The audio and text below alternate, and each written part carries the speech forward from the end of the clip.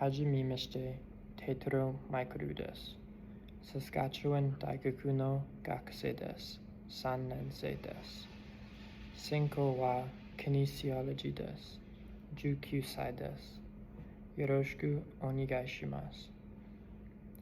2014年に日本に行きました。私と友達は出かけました。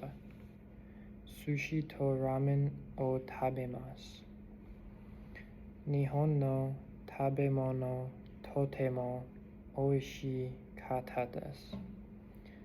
私と友達買い物をしました。